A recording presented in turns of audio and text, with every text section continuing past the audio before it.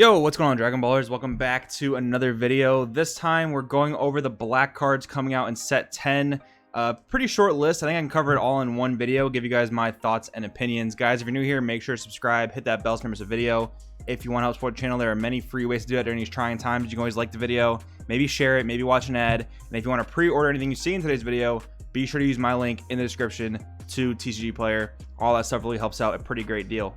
That being said, let's get on into this video. So starting off with a SR Unison card, Shenron Unison of Rescue. We've got an X cost, so you can literally pay 1 for this and get it onto the board. Permanent, this card can't attack, and if it would lose a marker from an attack, you may place 1 card from your life in your drop area instead. So it has that bit of protection. +1, activate main, choose one of your skillless battle cards, gains double strike for the turn, then draw 1 card. Pretty solid there. Activate main, ±0. If you have no skillless battle cards in play, play 1 skillless battle card with an energy cost of 2 or less from your drop area, and then -7, activate main, play all skillless battle cards from your drop area.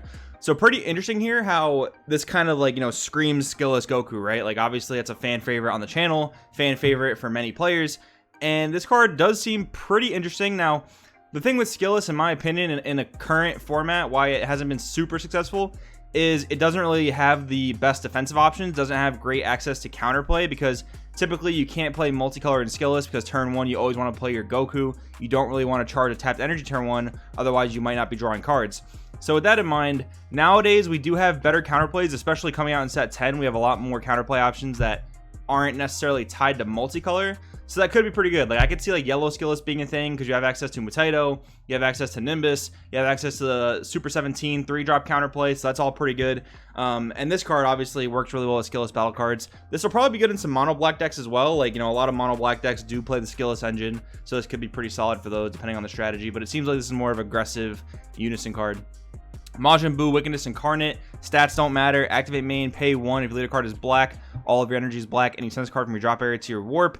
You can't use this effect again, then choose 1 black card in your hand, discard it. If you do, draw 2 cards. So pretty interesting here how you're going to be playing this in Buu because it is a searchable Buu. You're also going to get it to the drop area pretty easily, and then you're able to activate main, and then you're ending on 6 cards in hand rather than 5. Get rid of a dead card, end on 6 cards, and other decks can use this as well. Like this has nothing to do with your hand size or anything like that, so this is a pretty easy card to use in any type of mill strategy. Like this could be used in Demigra, for example. This could be used in Hachiyak. Anything that just puts black cards in the drop area relatively easily.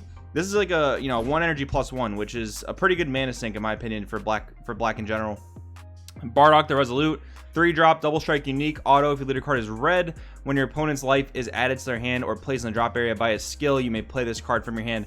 I wonder if that works with like double strike or crit. I mean, obviously it works with like the burn effects, but we'll have to find out about that.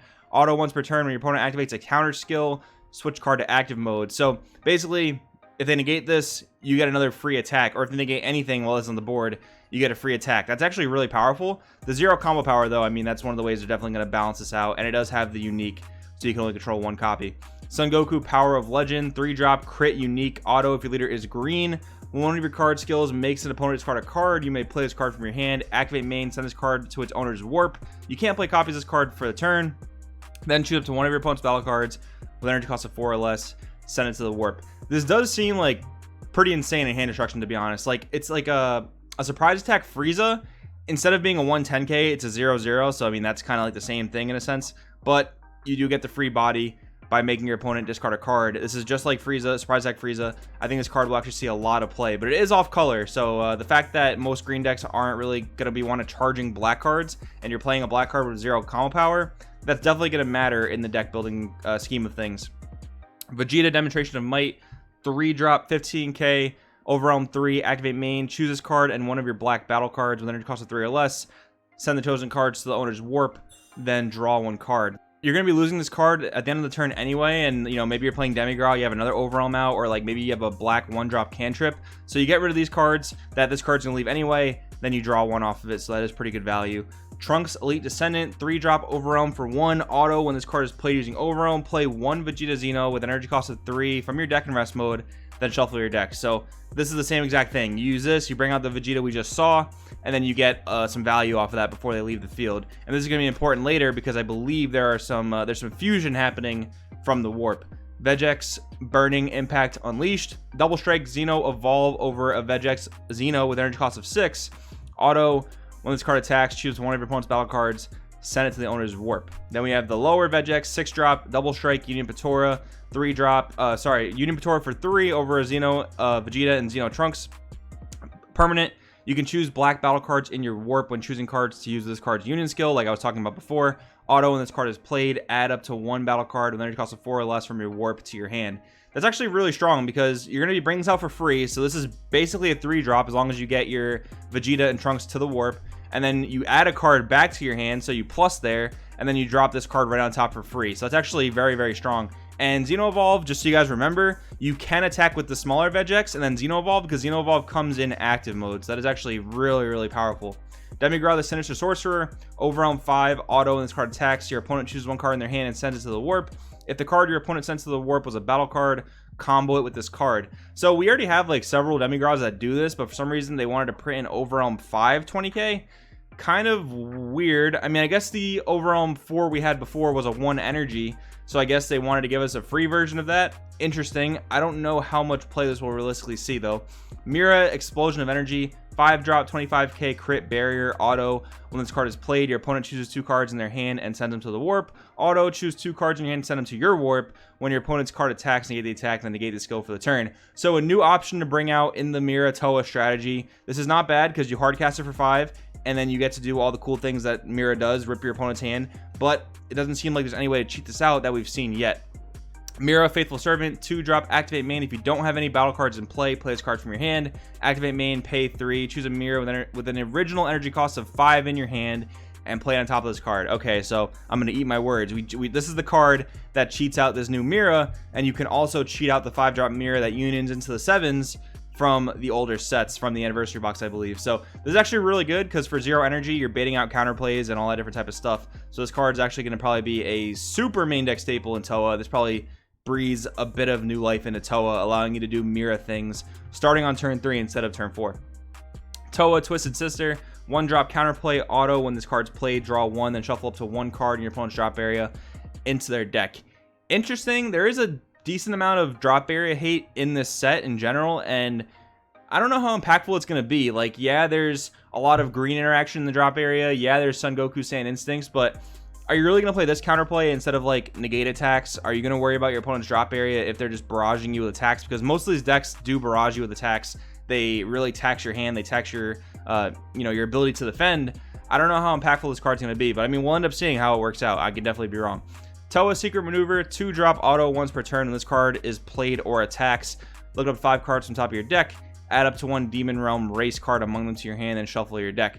Interesting here. I mean, it's a new option for Toa. Like in the Toa deck, you have to have Toa cards in the drop area or in the warp rather, to union absorb with your Miras. So a new option. I mean, I don't think you're ever gonna really want to hard cast this thing for 2. I mean, you could, I guess. Not terrible, not great. Gravy, the Dark Sorcerer, 3-drop 5k unique blocker. If your leader is blue when your energy or your opponent's energy leaves an energy area due to a skill, you may play this card from your hand. Auto, when this card is removed from your battle area by an opponent or KO'd, switch to one of your energy to active mode. So a good blocker there for blue decks. I want to be more defensive, and this is pretty good in Zamasu because you are blowing up your opponent's energy. You are sometimes blowing up your own energy. Good 21 also does the same thing. They blow up their own energy, so you can get that free blocker out. That is kind of interesting there. Poutine, the Dark Sorcerer, 3-drop barrier unique auto. If your leader card is yellow, when an opponent's card is switched to rest mode by one of your card skills, play this card from your hand. Auto once per turn. When your opponent plays a battle card using a skill or activates a counter skill, choose up to one of your opponent's battle cards, switch it to rest mode. Very, very weak card here. I mean, this doesn't really seem to ever get you value. Like, who really cares about tapping a battle card? Seems very, very meh out of all these different, black cards that work with different color leaders. Secret Identity Mass Saiyan, 6-drop 25k Overwhelm 6. When this card is played using Overwhelm, choose any number of your opponent's battle cards that add up to a total energy cost of 6 or less and send them to the owner's warp.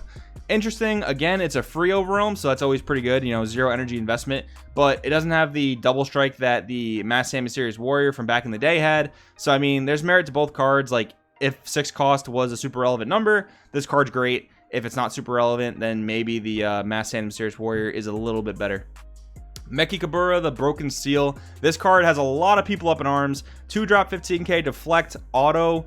When this card is played, declare an original energy cost and character name until the end of your opponent's next turn. Your opponent can't play cards with both the declared character name and original energy cost, and you can't play copies of this card during your next turn. So that's pretty nice that you can't stack it, but this is a pretty annoying card to deal with. More so ruling wise, I think, because, you know, who's going to rule Shark who about, oh, you didn't call that name, you didn't call the correct name, you didn't call the energy cost correctly, you just said 8, not 8-drop. Like, just some stupid ruling stuff that can come out with this card. But I mean, if Bandai does it right, if they allow you to just basically give a good enough overall description of the card, this card can see some good competitive play. Otherwise, I think it'll cause more headaches than really do anything good. Activate main once per turn, add up to 1 Dark Dragon Ball from your deck to your hand and shuffle your deck. So basically, a 1-drop Goku, 1-drop Kid Goku, not too bad.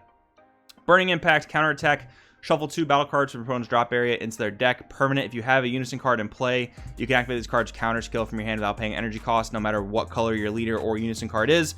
Not terrible, but then again, it is kind of terrible because the fact that it doesn't negate any attacks, that actually does hurt quite a bit. Like, not stopping an attack, just shuffling 2 battle cards back, very, very rough. Time Bullet, counterplay. If you have a Unison card in play, again, of any color, if the battle card being played has energy cost 2 or less, it sends to the owner's warp instead of being played. Permanent, you can activate this card's counter skill from your hand without paying its energy cost by choosing 2 other cards in your hand and discarding them. Very unfortunate here. This is a 2-drop counterplay that only deals with 2 drops.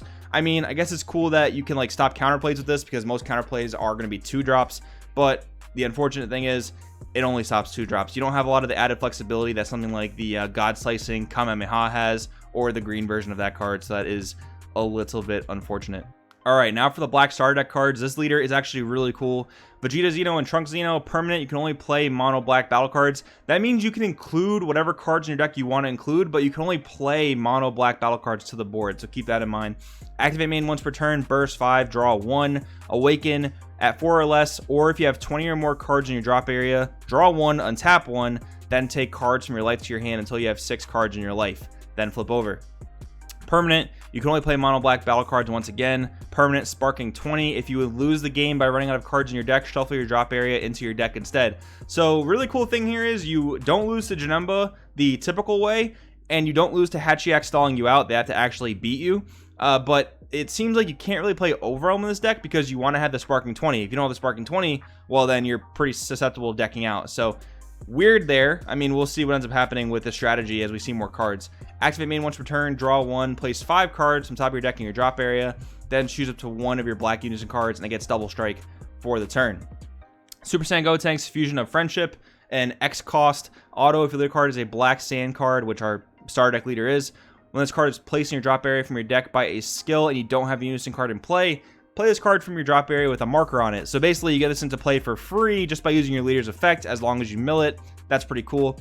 +2, activate main, choose 1 card in your hand and discard it. This card gets plus 10,000 power for the turn, -4, activate main. This card gets plus 20k and dual attack for the turn, which pairs very nicely with the leader giving it double strike. Time Agent Vegeta, 4-drop, 19k, unique, permanent. If this card to be removed from your battle area, it's sent to the warp instead. Auto, if your leader card is a black stand card, when this card is placed in your drop area from your deck by a skill, aka your leader, you may play this card from your drop area. Activate main once per turn, pay 2, choose up to 1 of your opponent's battle cards with energy cost of 3 or less and send it to the owner's warp. That's very nice actually, and it actually also helps you stall out against something like Boo. Like, they can't attack with a 2-drop Boo because then you just warp it and they just pretty much lose out on their whole chain. That's pretty neat. Time Agent Trunks, 3-drop, 4k, unique, blocker. When this card's played, add a card from life to your hand. Auto, if the leader card is black Saiyan. When this card's placed in your drop area from your deck by a skill, again by the leader, play this card from your drop area. Supreme Kai of Time, Guardian of Space Time, 1-drop 4k. If you have 5 or less cards in your hand, when this card is used in a combo, gets plus 5,000 power for the battle. Great in Majin Buu. Auto, if the other card is a black sand card, when this card is placed in your drop area from your deck by a skill, play this card from your drop area. So 3 different cards that come out for free when you mill them pretty much with your leader. So pretty cool mono black support here. I'm pretty excited, to be honest. Like, I don't think the overwhelm stuff really works with the leader very well because, again, you do want to keep a drop area, but it seems like there are other ways to get your Trunkses and Vegetas to the warp, which is what you're going to want to look out for. So guys, hopefully you guys enjoyed the new mono black stuff. Hope you guys find success in testing. Let me know in the comments below what you think. Thank you for watching. I will see you guys next time.